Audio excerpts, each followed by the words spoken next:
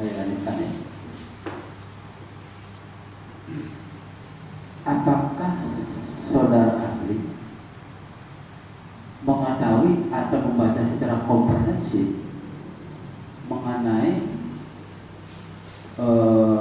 produk-produk hukum yang terkait dengan bansos yang ada di Teluk Batam mulai 2007, 2008, 2009 dan 2000? Tidak semuanya. Pernah membaca. Pernah membaca? Pernah membaca peraturan wali kota 28/2008? Belum. Bisa saya tambahkan Pak. Terhadap peraturan dan kebijakan dari sana itu kami peroleh melalui klarifikasi kepada kepala bagian keuangan Pak. Maksudnya? Ya. Saya menanya, pada saat saya klarifikasi menanyakan hal itu kepada kepala bagian keuangan. Sebentar dulu. Klarifikasi yang saudara lakukan apakah sehubungan dengan kegiatan saudara melakukan audit? Iya. Iya. Apa yang dapat saudara informasikan? Iya, bahwa hasil klarifikasi? Ya, dijelaskan bahwa memang belum ada peraturan wali kota Batam mengenai sistem dan prosedur serta mekanisme mengenai pemberian bantuan sosial. Belum ada. Ya, sekarang kita berbicara mengenai persoalan perencanaan anggaran sampai kepada pengaturan anggaran di dalam APBD. Tadi saya jelaskan DPA ini kan melalui perencanaan. RAD. Nah, tentu sudah sudah dibahas secara komprehensif. Ya, hal-hal yang mungkin timbul atau mungkin dijadikan landasan acuan. Ya. Ya. Saudara tadi menyampaikan bahwa belum ada perwakilan pada hal ini adalah Permendagri 13/2006. Ini 2009. Ya. Tatkala tidak ada perwaku yang menjembatani atau memayungi untuk pelaksanaan anggaran dari bansos, ya, ada perwaku. Ini kalau tidak dilaksanakan kan mata gitu. Artinya yang tadinya sudah direncanakan untuk diberikan kepada tempat sasaran lalu tidak sampai. Apakah harus ada kewajiban perwaku yang melandasi daripada pelaksanaan anggaran atau bisa dengan kebijakan lain? Iya Pak. Yang saya sebutkan tadi adalah khusus mengenai belanja hibah, bansos dan yang adanya itu diatur dalam Permendagri 13 bahwa itu perlu diatur melalui peraturan kepala daerah dalam hal ini wali kota Batam. Ya. Tatkala itu tidak ada, sekarang sudah ada. Tadi sudah kami bilang ya. Kan kalau perencanaan itu sudah ada ya. Nah, tentu ini ada sasaran yang akan diamanatkan setelah ini tersedia kan begitu. Nah, tatkala formal ini belum diatur pada 2006 ya, tentu sudah melewati 2007, 2008 kan begitu. Yang sudah berlangsung ini terjadi. Bisa Pak, makanya kaitannya adalah kepada audit kami Pak. Dan 2006-2007 bansos sudah dilaksanakan oleh pemerintah Kota Batam. Terkait dengan audit kami, kemudian terkait dengan pengendalian anggaran kami, bahwa realisasinya bisa mereka tanpa itu, karena dalam Permendagri sendiri pun yang saya ketahui tidak ada sanksi terhadap itu Pak. Tapi terkait dengan audit terhadap bansos ini, tentunya itu akan memberikan pengaruh kepada pelaksanaannya Pak. Karena kalau sesuatu itu belum diatur secara detail, dalam hal ini melakukan turunan dari Permendagri 13, mestinya dia akan mengatur yang lebih dalam.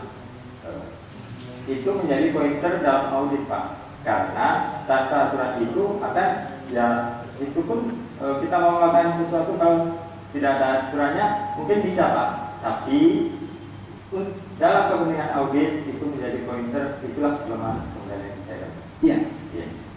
sekarang ini kan begini. Di dalam masyarakat Everland yang tertinggal gitu ya. Secara umum kita pahami bahwa banyak sekali masyarakat secara personal tidak memiliki rekening. Memang ini kebutuhan bertanggung jawab atau mengeliminir terjadinya kebocoran. Tapi kalau tidak dengan kenyataan dan itu diakomodir oleh potensi daerah, keadaan konkret daerah, itu menurut ahli gimana? Yang saya ketahui bahwa pemberian bantuan sosial ada beberapa macam, Pak. Ada beberapa jenis. Boleh saya jelaskan, Pak?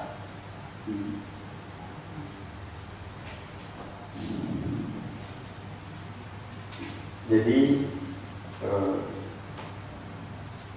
pertama adalah untuk ormas agama, artinya organisasi masyarakat yang terikat dalam yang terkelompok dalam agama. Artinya ini organisasi, Pak. Organisasi tentunya mereka juga punya perangkat organisasi. Artinya bukan masyarakat orang per orang. Ya, itu sudah kelompok masyarakat lah itu. Ya. Nah, terus. Kemudian organisasi profesi. Kemudian yayasan atau panti asuhan. Iya. Kemudian organisasi sosial, lembaga swadaya masyarakat atau LSM, organisasi kepemudaan. Nah, mungkin yang sesuai dengan Bapak tadi adalah belanja bantuan sosial lainnya. Nah, ini kita ingin tahu bagaimana implementasinya, bagaimana implementasi. Ya, artinya karena tidak ada aturan yang mengatur untuk pemberian secara detail ini, Pak, ya itu menjadi kabur. Artinya menjadi pandangan auditor terhadap kondisi ini, artinya ya biasa aja, ya terserah aja. Artinya tidak ada kendalinya, Pak. Gitu. Ya. Makanya itu kalau nggak ada kendali, lalu bagaimana cara saudara menghitung soal kerugian negara tatkala dihadapkan kepada kenyataan bahwa yang tadi saya sebutkan, bahwa ada masyarakat yang kita lihat belum punya nomor rekening. Justru itu, justru itu dalam Permendagri 13 perlu diatur oleh oleh wali kota. Tujuannya untuk mengatur yang seperti ini, Pak. Iya. Jadi masih bisa ya, tapi yang penting bentuknya adalah peraturan wali kota. Iya, Pak. Begitu ya? Iya. Menurut Andi begitu ya? Iya. Baik. Nah, kemudian terhadap hasil auditing dengan tim ya, kemudian menghasilkan kesimpulan dari itu, apakah itu merupakan standar audit yang berlaku di internal BPU? Iya. Ya. Ya, kita punya standar audit. Artinya begini, jadi kementerian lembaga tanpa melakukan investigasi kepada atau hanya melakukan BRP dan instrumen lain. Iya, Pak. Yang bisa saja dilakukan kebenarannya atau kebenaran materinya masih perlu diuji gitu misalnya. Baik, Pak. Seperti yang akan saya jelaskan, audit itu terdiri dari beberapa. Ya, sudah. Apakah ini merupakan standar? Ya, kita punya pedoman, Pak. Ada pedoman audit, bahkan sampai bagaimana pelaporan pun ada, Pak. Dari berbagai jenis audit tadi. Saya sekarang lebih spesifik. Ya. Saudara pernah tadi sudah mendapat ada 205 kwitansi yang merupakan indikator saudara dalam kerugian negara. 205 kwitansi. Nah, kwitansi yang saudara uji yang kemudian saudara simpulkan ada kerugian negara itu. Kan ada bentuk formal, ada bentuk resmi. Apakah seperti itu sudah dijadikan standar pengelolaan keuangan? Ya, kwitansi tadi kan memang standar untuk pembayaran.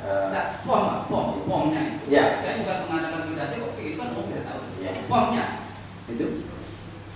Formnya misalnya ada di sana tidak ada nama terang, ya. Tapi ada tanda tangan. Ya. Itu misalnya. Apakah ini format dalam sistem pelaksanaan anggaran? Ya, seharusnya jelas. Seharusnya jelas siapa yang menerima.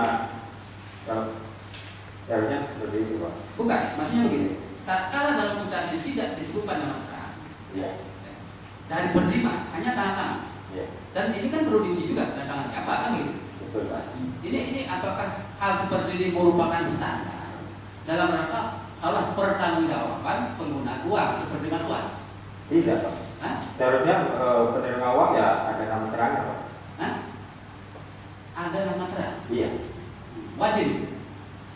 Ya wajib Pak. Karena harus tahu siapa yang menerima uang, karena itu adalah uang negara, harus bisa dipertanggungjawabkan. Apakah dalam pengujian saudara atas kwitansi dari 2005 ya, apakah ada hal-hal yang sudah temukan seperti itu? Ada, Dan Pak. ini juga merupakan tolak ukur saudara Ya. untuk berimplikasi kepada menghitung kerugian negara. Ada Pak. Makanya ada beberapa kwitansi yang tidak sesuai dengan yang ditransaksi, ternyata bukan merupakan tanda tangan yang menerima, yang dipertanggungjawabkan oleh pemerintah kota. Iya. Iya.